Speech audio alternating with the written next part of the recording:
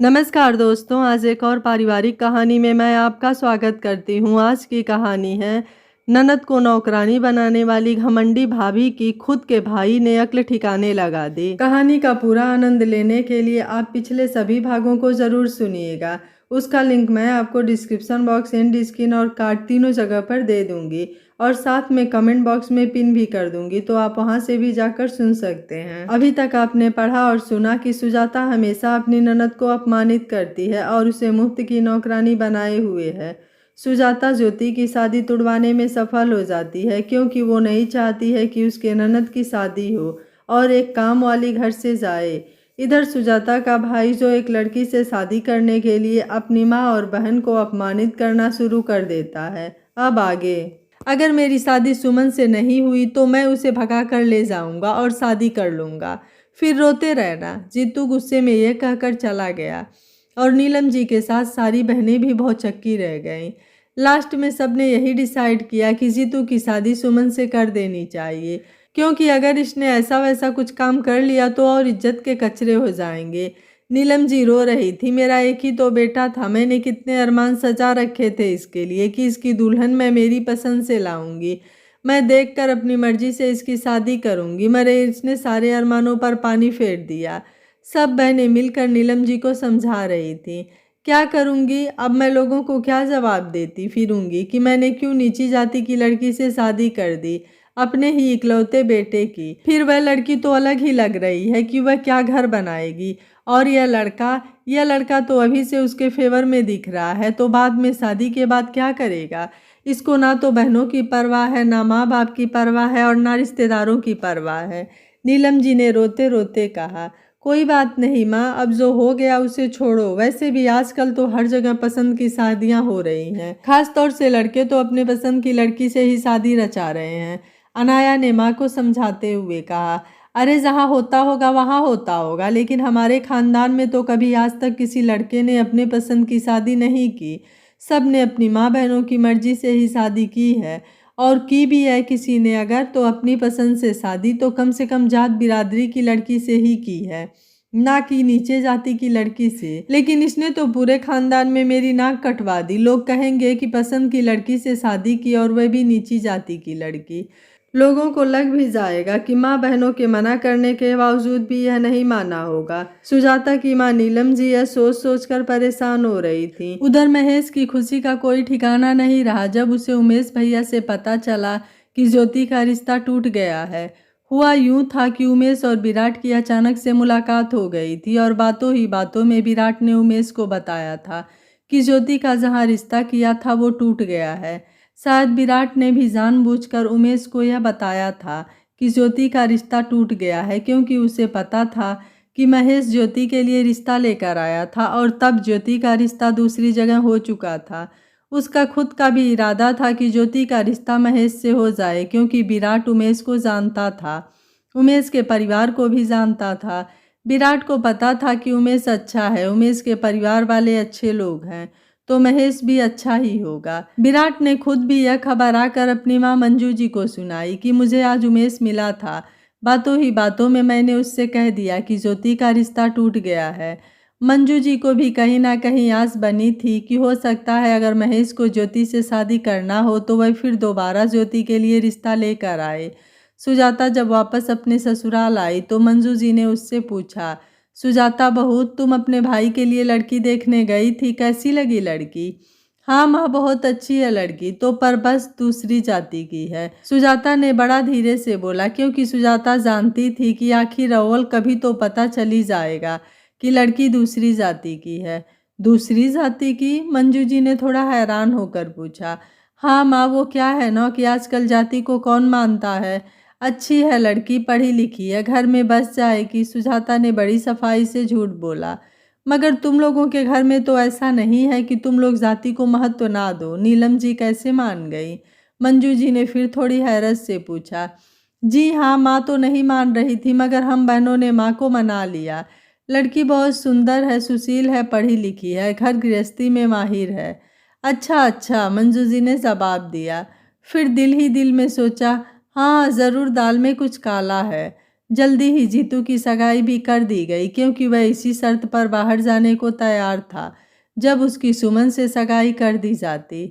लेकिन नीलम जी ने साफ साफ जीतू से कह दिया था कि मैं अभी सगाई कर दे रही हूँ, उसके बाद तुम बाहर जाओगे, कमाओगे, थोड़ा पैसा बनाओगे, उसके बाद 5 साल बाद ही तुम्हारी शादी करूँगी।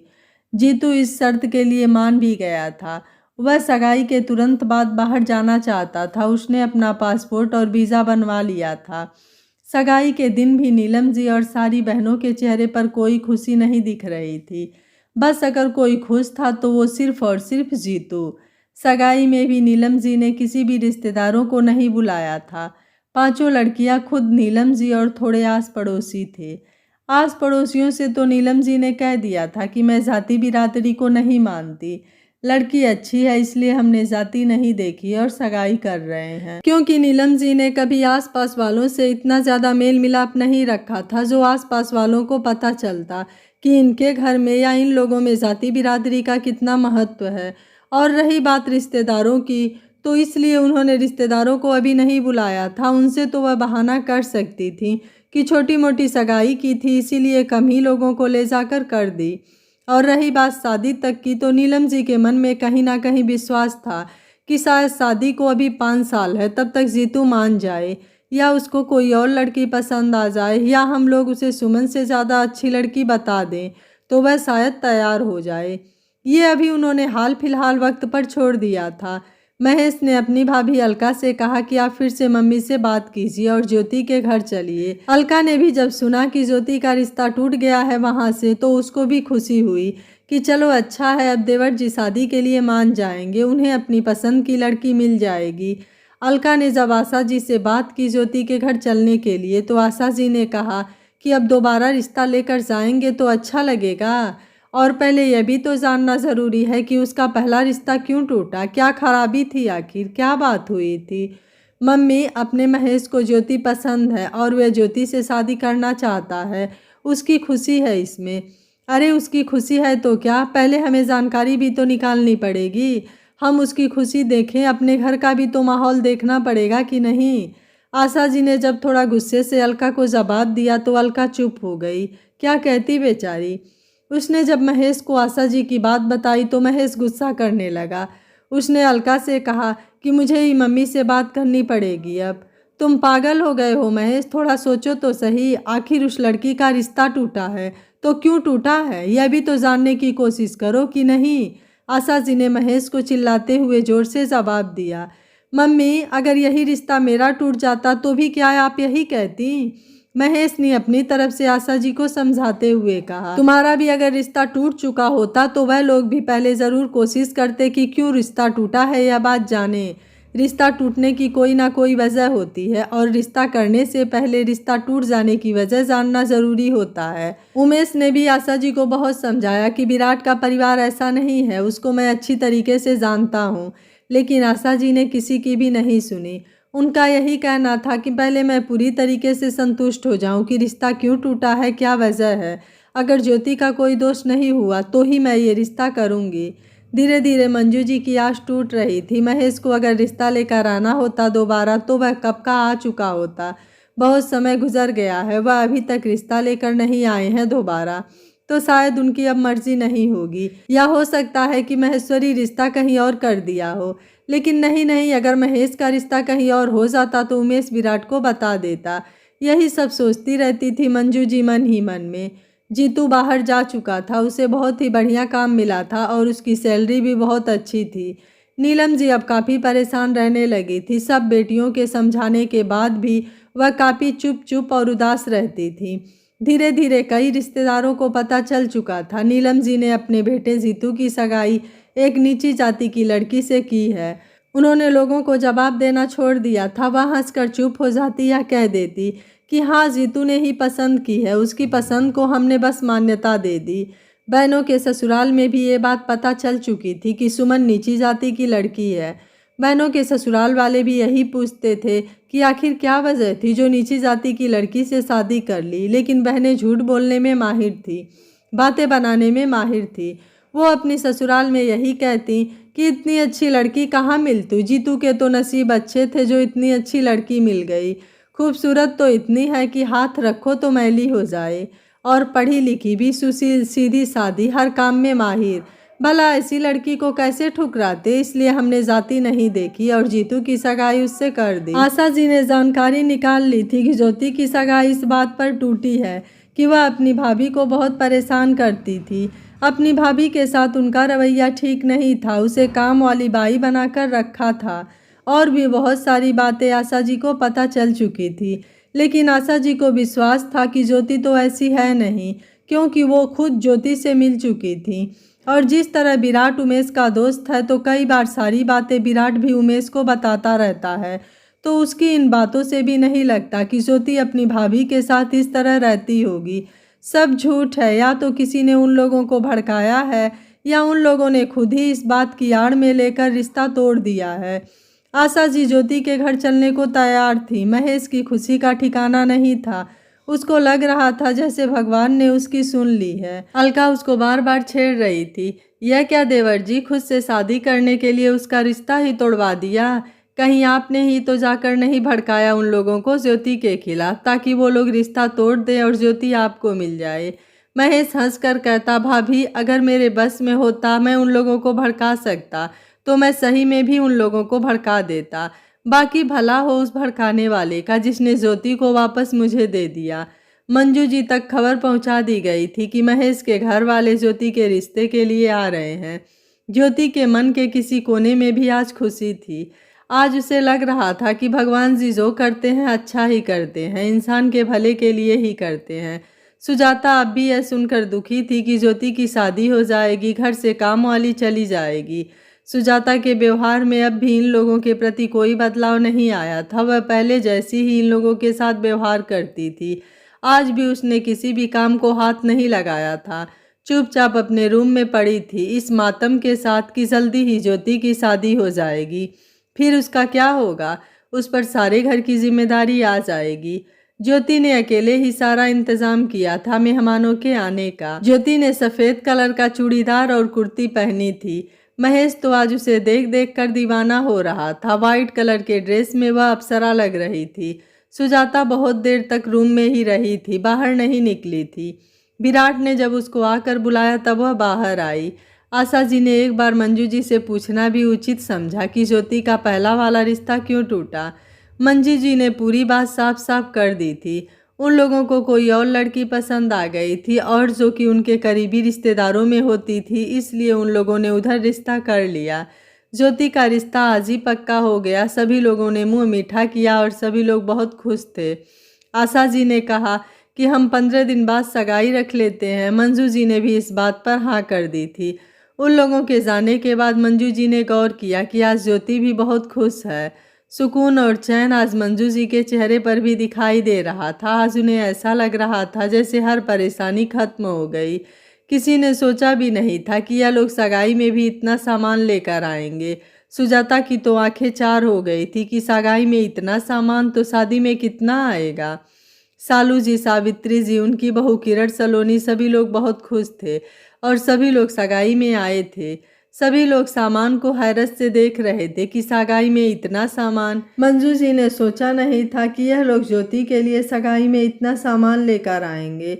उन्होंने महेश के लिए एक कोट पैंट लिया था और एक ही सोने की अंगूठी बनवाई थी। मंजू जी को इतना सामान देखकर थोड़ी शर्म महसूस हो रही थी कि उन्हें भी थोड़ा सामान और ले आना था। मंजू जी ने भी उन सब के खाने का इंतज़ाम बहुत ही बढ़िया किया था। हर तरह की आइटम बनाए गए थे। मंजू जी के सारे इंतजाम की तारीफ आशा जी और आने वाले सब मेहमान कर रहे थे। नीलम जी भी सगाई में मौजूद थी, वह भी यह सब देख रही थी। मंजू जी का इंतजाम और उन लोगों का इतना सामान लाना, उनकी भी आंखें हैरत से चार हो रही थी। मन ही मन सोच रही थी, एक रिश्ता बिगाड़ा तो क्या हुआ, दूसरा रिश्ता तो उससे भी अच्छा मिल गया। सच बात है, किसी के नसीब का कोई नहीं छीन सकता है। मैंने कितनी कोशिश की ज्योति का रिश्ता तुड़वाने के लिए, लेकिन देखो भगवान जिसे खुशियां देना चाहता है उसे देकर ही रहता है। ज्योति को तो उससे भी अच्छा और संपन्न परिवार मिल गया। ज्योति की सगाई बहुत ही धूमधाम से संपन्न हो गई और उसके शादी की तारीख भी पक्की हो गई। अब मंजू जी बहुत खुश थी और अपनी बेटी की शादी में कोई कमी नहीं रखना चाहती थी। ज्योति की शादी की तैयारियां चल रही थी। 20 दिन बाद ज्योति को हल्दी लग जानी थी। मंजू जी बहुत ही खुश थी। उनकी खुशी का कोई ठिकाना नहीं था। उनका सबसे बड़ा ख्वाब पूरा हो रहा था, ज्योति की शादी का। सुजाता जरूर दुखी थी, लेकिन फिर भी शादी की तैयारियों में वह भी बढ़ चढ़कर हिस्सा ले रही थी। महेश भी बहुत खुश था। उसके घर में शादी की तैयारियां चल रही थी। दुल्हन के लिए एक से एक कपड़े खरीदे जा रहे थे, एक से एक गहने बनवाए जा रहे थे। आशा जी महेश की शादी में भी कोई कमी रखना नहीं चाहती थी। उन्होंने उमेश की शादी भी बहुत धूमधाम से की थी और वह महेश की शादी भी धूमधाम से ही करना चाहती थी। आखिर वह दिन भी आ गया जब ज्योति को विदा होकर महेश के घर जाना था। मंजू जी आज सुबह से बहुत ज़्यादा उदास थी। ज्योति उन्हें बार बार समझा रही थी कि मैं आती जाती रहूंगी माँ, आप फिक्र मत करो। आप भी मेरे पास आते जाते रहना, एक ही शहर में तो ससुराल है। आशा जी ने जब मंजू जी की हालत देखी तो आशा जी ने भी मंजू जी को बहुत समझाया कि आप हमें ऐसा बिल्कुल भी ना समझे कि हम आपकी बेटी को आपसे मिलने आने के लिए रोकेंगे। आप जब भी अपनी बेटी को बुलाएंगी मैं उसे आपके पास पहुंचा दूंगी और आप जितने दिन भी अपने पास रखेंगी आपके पास रहने दूंगी। हमारे घर से ज्योति को कहीं भी आने जाने को कोई नहीं रोकेगा, महेश भी नहीं। मंजू जी को आशा जी की इस बात से काफ़ी तसल्ली हुई थी। एक माँ यही तो चाहती है कि अगर बेटी की शादी कर दी जाए तो वह जब दिल चाहे तब माँ से मिलने आ सके, माँ के पास आकर रह सके। रोते रोते आंसू बहाते बहाते ज्योति विदा हो गई। मंजू जी अब भी बहुत ज़्यादा रो रही थी। उन्हें बेटी के जाने का बहुत गम था। वह सोच रही थी अब मेरा ध्यान भी कौन रखेगा, मुझे कौन उठाएगा, कौन बैठाएगा। दीप्ति माँ की परेशानी समझ रही थी। उसने माँ से कहा कि माँ फिक्र मत करो, मैं हूँ ना, अब दीदी की जगह मैं लूँगी। ज्योति अपने ससुराल पहुंची तो उसका मन भी बहुत ज़्यादा दुखी था, लेकिन आशा जी और अलका के व्यवहार से उसको बहुत ही राहत मिली थी। जेठानी और सास दोनों ही ज्योति का बहुत ख्याल रख रही थी। महेश भी बहुत अच्छा था। घर में सबका ही व्यवहार ज्योति के प्रति बहुत अच्छा था। बहुत ही नरम स्वभाव था और सास ने तो साफ साफ कह दिया था कि अब ये घर तुम दोनों बहुओं का है, जिस तरह चाहे संभालो। साथ में आशा जी ने यह भी कह दिया कि हमें बस खाना समय पर चाहिए, बाकी तुम दोनों का जब दिल चाहे तब उठो, जब दिल चाहे तब काम करो, हमें कोई चिंता नहीं रहेगी। यहाँ तुम्हें कोई भी कुछ भी नहीं कहेगा, तुम दोनों आराम से रहो। इस घर को बिल्कुल अपने घर की तरह समझो। जब चाहो तब मायके भी चले जाना, घूम आना। यही बात ज्योति को सबसे अच्छी लगी थी और दिल को खुश देने वाली थी। जब उसने यह बात मंजू जी को बताई तो वह भी बहुत ज़्यादा खुश हुई। शायद ज्योति का जो पहले वाला रिश्ता टूटा तो वह भगवान जी ने ज्योति के अच्छे के लिए ही किया था, लेकिन सुजाता ज्योति को देखकर अब भी जल भुन जाती थी। ज्योति का अच्छे अच्छे कपड़े पहनना, गहनों से लदा देखना सुजाता को बिल्कुल नहीं भाता था। वह विराट से अब लड़ाई करने लगी थी कि उसके पास यह गहने नहीं हैं, उसके पास वह गहने नहीं हैं। देखो ज्योति को, हर गहना है उसके पास, जब भी मायके आती है तब गहनों से लदी हुई आती है। विराट हमेशा यही कहता कि ज्योति के नसीब की बात है, उसके नसीब से उसे इतना मिला है। विराट भी ज्योति को लेकर खुश था कि उसकी शादी बहुत अच्छी जगह हुई है और वह बहुत खुश है। अब सुजाता यह करने लगी कि जब कभी भी ज्योति मायके आने वाली होती तो वह अपने मायके चली जाती। ज्योति को अच्छा नहीं लगता कि मैं आती हूँ तभी भाभी चली जाती हैं और भाभी को पता भी नहीं है कि ज्योति आने वाली है, लेकिन वह बोलती कुछ भी नहीं। ये बात मंजू जी भी नोट करती थी कि सुजाता तब अपने मायके जाती है जब ज्योति के आने का होता है। जो ज्योति से वह कहती भी कि देखा आज फिर अपने मायके चली गई, तुम्हारा पता था कि तुम आ रही हो फिर भी। तो ज्योति समझाती कोई बात नहीं माँ, भाभी को भी अपने मायके वालों की याद आती होगी। ज्योति जब भी कभी मायके आती सारा काम खुद ही करती, यहाँ तक कि खाना भी बनाती। विराट ने कई बार सुजाता को टोका भी, मगर सुजाता कहती क्यों, कहीं की कोई महारानी आ रही है जो मैं सेवा में हाजिर रहूं? वो आए तो मैं उसके लिए पका पका कर रखूं, उसे ससुराल से कोई छोड़ने आए तो उसकी भी सेवा करूं। विराट आगे कुछ कहना उचित नहीं समझता। सुजाता की बात से वह चुप हो जाता। नीलम जी ने जीतू की शादी का साफ कह दिया था कि 5 साल तक नहीं करूंगी। वो 2 साल में ही वापस आ चुका था बाहर से और आते ही नीलम जी के पीछे पड़ गया था कि शादी किए बिना वापस बाहर नहीं जाऊंगा। नीलम जी ने जीतू को साफ कह दिया था कि 5 साल तक का शादी का मैंने तुझसे वादा लिया था और वैसे भी अभी तूने कौन सा अच्छा कमा लिया या पैसा बना लिया। पैसा अभी तो मैंने इतना इकट्ठा कर ही लिया है कि मैं सुमन से शादी कर सकूं। 10 लाख रुपए हैं मेरे पास, इसमें मेरी शादी धूमधाम से हो जाएगी। जीतू ने बड़े आराम से कहा। बस तो क्या तुझे शादी ही करनी है और कुछ तुझे जिंदगी में नहीं करना है? अपने फ्यूचर का भी तो सोच। 10 लाख में अगर तू शादी करके बैठ जाएगा तो फिर काम धंधा कैसे खोलेगा? माँ, मैं यह नहीं कह रहा हूँ कि मैं वापस बाहर नहीं जाऊँगा। मैं अभी इन 10 लाख रुपए से शादी कर लेता हूँ, उसके बाद में फिर से बाहर चला जाऊँगा। सुमन आपके पास रहेगी, आपको भी आराम मिल जाएगा। और कोई शादी में पूरा 10 लाख रुपया तो खर्च होगा नहीं, कुछ थोड़ा बहुत उसमें से भी बच ही जाएगा। माँ, अगर आपने मेरी शादी नहीं की तो मैं फिर से बाहर जाऊंगा ही नहीं और इन 10 लाख रुपए की भी वाट लगा दूंगा, यूं ही अय्यासियों में उड़ा दूंगा। जीतू ने नीलम जी को धमकी देते हुए कहा। अच्छा, यह तेरी बढ़िया धमकी है। तूने पहले सगाई के वक्त भी यही धमकी दी थी और सुमन से रिश्ता करने पर भी तूने इसी तरह की धमकियां दी थी। मैं धमकी नहीं दे रहा हूँ माँ, मैं करके बता दूंगा। यह कहकर गुस्से में जीतू चला गया। लेकिन नीलम जी परेशान हो गई क्योंकि जीतू इसी तरह का लड़का था। वह जो कहता था वह करता था।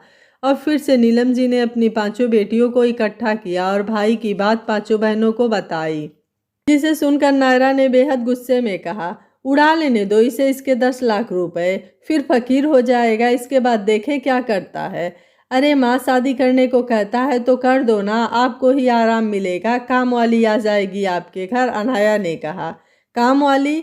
ऐसा ना हो कि वह अपनी माँ को ही काम वाली बना दे, सनाया ने कहा। दीदी, भलाई इसी में है कि जीतू अगर कहता है कि शादी कर दो, मैं वापस बाहर चला जाऊंगा, तो उसकी शादी कर दी जाए, सुजाता ने नायरा से कहा। माँ, वो शादी के बाद वापस बाहर जाने का कह रहा है ना, तो वह पैसा वापस कमा लेगा और फिर उन पैसों से वह आकर कुछ काम धंधा देख लेगा। उसकी शादी हो जाएगी तो उसके ऊपर जिम्मेदारी भी आ जाएगी, नताशा ने कहा। तो सबको उसकी यह बात अच्छी लगी। जिम्मेदारियों के बोझ तले दब के जीतू अच्छे से अच्छा कमाने की कोशिश करेगा।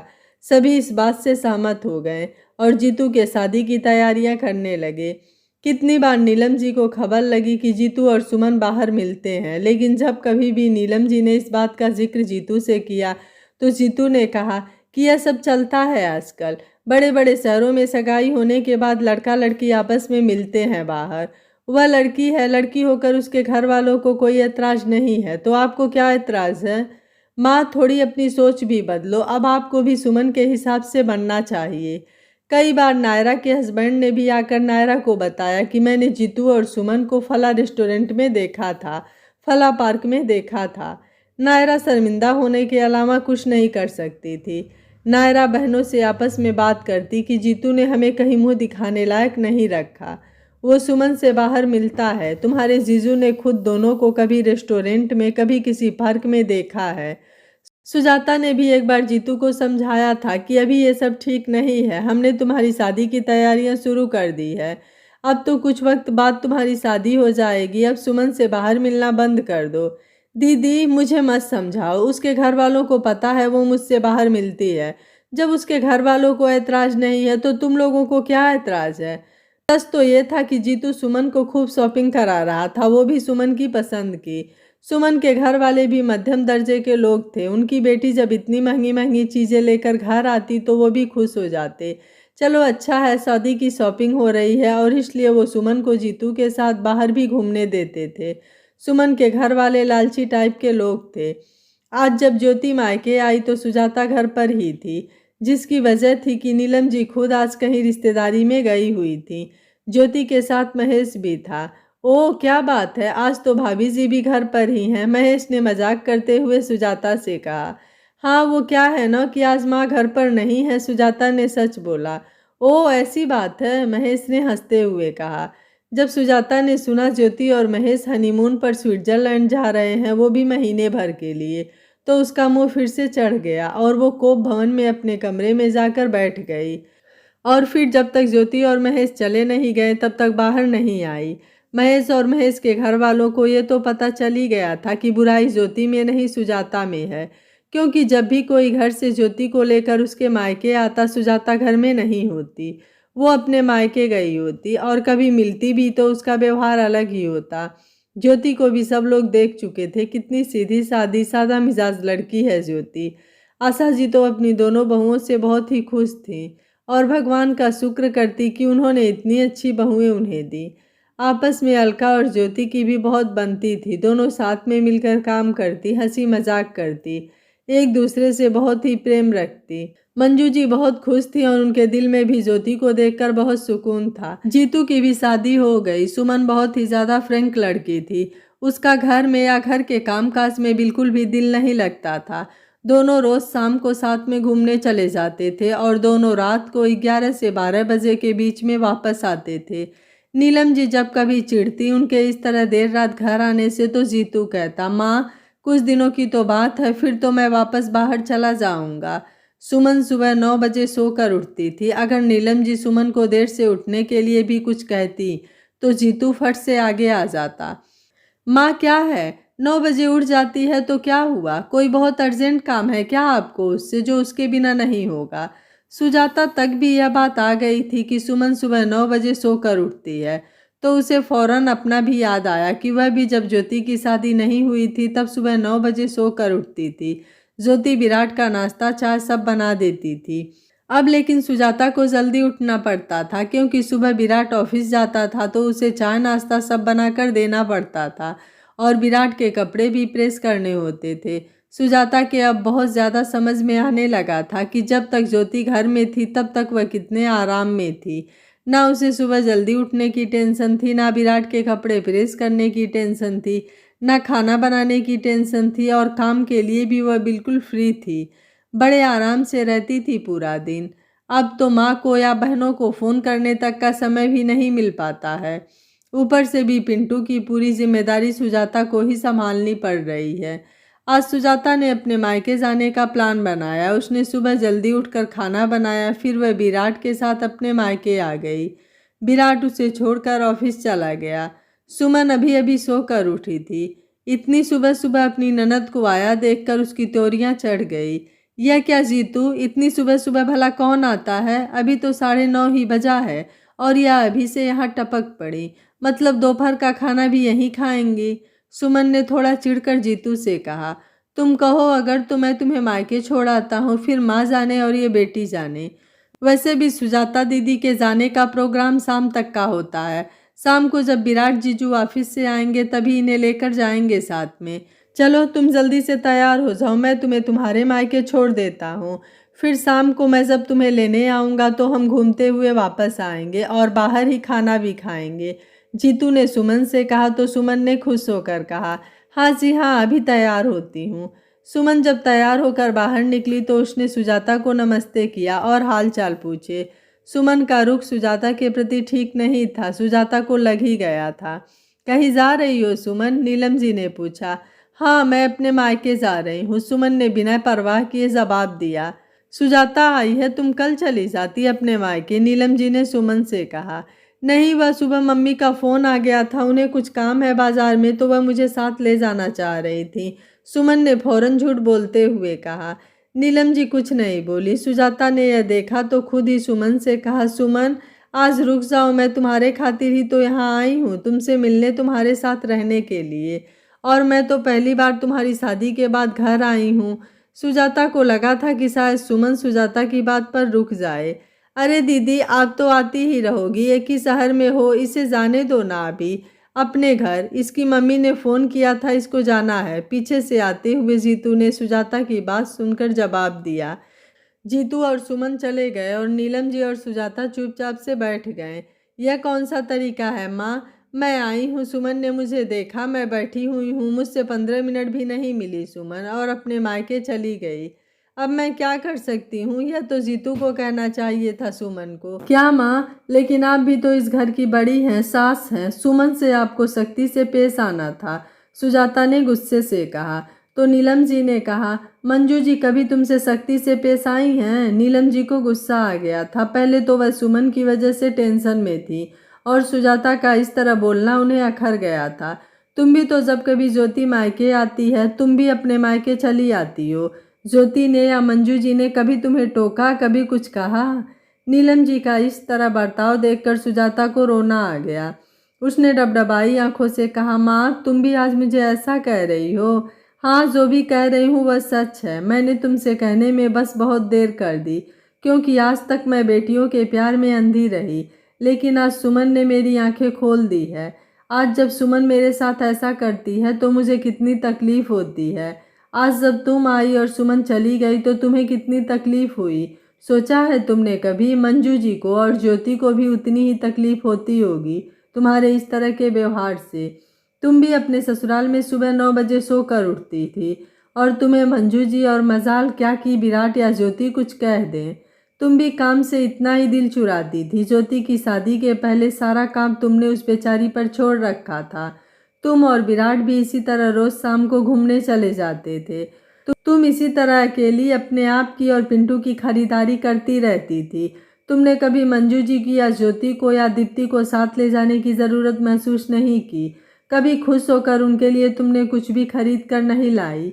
आज जब मुझे तकलीफ हो रही है तो मुझे उनकी तकलीफ महसूस हो रही है। यह कहकर नीलम जी रोने लगी।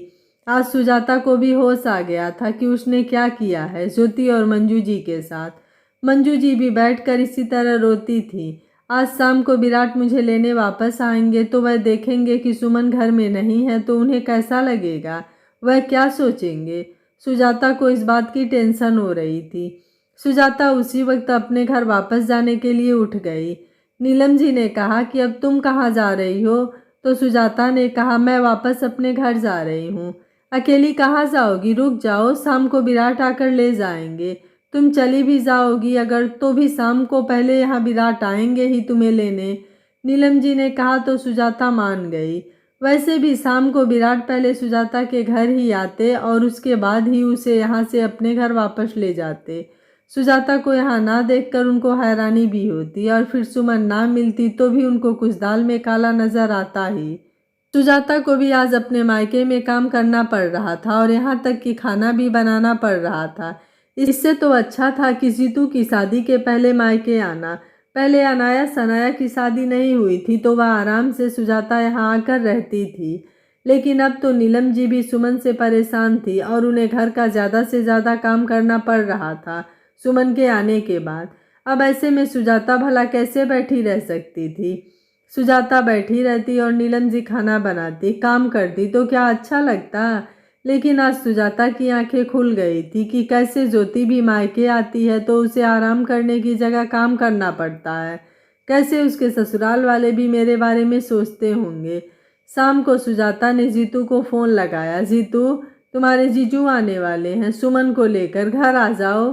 दीदी, हम तो लेकिन यहाँ ब्यास रेस्टोरेंट आए हैं, यहाँ से घर आने में ही कम से कम 1 घंटा लग जाएगा और अभी तो हमने खाना ऑर्डर ही किया है। जीतू ने लापरवाही से जवाब दिया और जल्दी से फ़ोन काट दिया। सुजाता बहुत परेशान थी कि विराट आने वाले हैं, वह पूछेंगे कि सुमन और जीतू नहीं दिखाई दे रहे हैं तो वो उन्हें क्या जवाब देगी। विराट ने आने के थोड़ी देर बाद यही प्रश्न सुजाता से किया, क्या बात है, सुमन और जीतू दिखाई नहीं दे रहे हैं? हाँ, वो उन्हें थोड़ा काम था तो दोनों बाहर गए हैं, सुजाता ने झूठ बोला। लेकिन विराट ने उसकी चोरी पकड़ ली थी। विराट खाना खाने भी नहीं रुका और सुजाता को लेकर घर आ गया। सुजाता का उतरा हुआ चेहरा बता रहा था कि कोई ना कोई बात मायके में ऐसी ज़रूर हुई है जिससे सुजाता दुखी है। उसने घर आकर सबसे पहले ज्योति को फ़ोन लगाया। ज्योति बहुत ज़्यादा हैरत में थी कि आज पहली बार कैसे भाभी का फ़ोन आ गया। सुजाता ने ज्योति से उसका हाल चाल मालूम किया।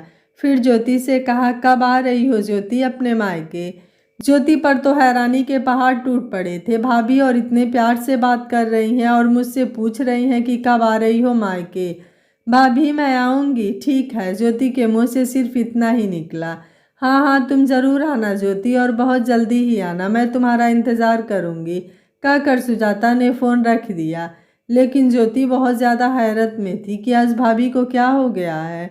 सुजाता ने मंजू जी को भी बताया कि उसने ज्योति को फ़ोन लगाया था और ज्योति को मिलने बुलाया है। मंजू जी को भी हैरत तो हुई, लेकिन मंजू जी को लगा कि इसमें भी शायद सुजाता का कोई स्वार्थ होगा। जिस दिन ज्योति का अपने मायके आने का था उस दिन सुजाता ने बहुत बढ़िया बढ़िया खाना बनाया। वह ज्योति से भी बहुत प्यार से मिली। ज्योति को तो बहुत हैरानी हो रही थी।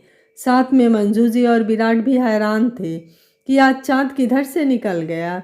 उसने ज्योति को अपने सामने बैठाकर प्यार से खाना खिलाया। ज्योति को जाते वक्त बहुत से गिफ्ट भी साथ में दिए और ज्योति से यह भी कहा कि जल्दी जल्दी आती रहना, मैं तुम्हारा इंतज़ार करूँगी। उसने अब मंजू जी का भी ख्याल रखना शुरू कर दी। उन्हें उठाना बिठाना, टॉयलेट तक ले जाना, सब काम सुजाता ने अपने ज़िम्मे ले लिया। मंजू जी अब सुजाता से खुश थीं। अब वो सुजाता की खूब तारीफ़ें करती, उसे खूब आशीर्वाद देती। लेकिन नीलम जी की हालत अब ठीक नहीं थी। उन्हें उनके किए की सज़ा मिल रही थी। जीतू बाहर भी वापस नहीं गया। सुमन को छोड़कर जाने को अब वो तैयार नहीं था। सुमन को अपनी किसी भी ननद का आना अच्छा नहीं लगता था। उसका नंदों को देखकर मुंह बनाना, अपने मायके चले जाना, ये सारी बहनों ने नोट किया और सबने ही अपने मायके आना जाना कम ही कर दिया। सुजाता को भी उसके किए की सज़ा मिल गई थी। कल उसकी बारी थी, अब सुमन की बारी थी। उसे समझ आ गया था कि उसने जो बोया था वही अब वो काट रही है। इसलिए कहते हैं जैसा करोगे वैसा पाओगे, जैसी करनी वैसी भरनी। सुजाता की माँ ने जो शिक्षा अपनी बेटी को दी वही शिक्षा सुमन की माँ ने भी उसे दी। लेकिन फ़र्क सिर्फ इतना था कि सुजाता की माँ को आज अपनी गलती का एहसास हो गया था और सुमन की माँ को नहीं होने वाला था। इसलिए नीलम जी की ज़िंदगी वैसी ही चलती रही और सुजाता समझदारी से रहते हुए अपनी सास और ननद की रिस्पेक्ट करने लगी। यह कहानी आपको कैसी लगी, आपको सारे पार्ट कैसे लगे हैं, आप मुझे अपनी राय कमेंट बॉक्स में ज़रूर दीजिएगा। अगर आप सारे पार्ट एक साथ देखना चाहते हैं तो उसके लिए ज़्यादा से ज़्यादा मुझे कमेंट करिएगा, तो मैं एक साथ लाने की कोशिश करूँगी। Thank you for watching. मिलते हैं अगली कहानी में।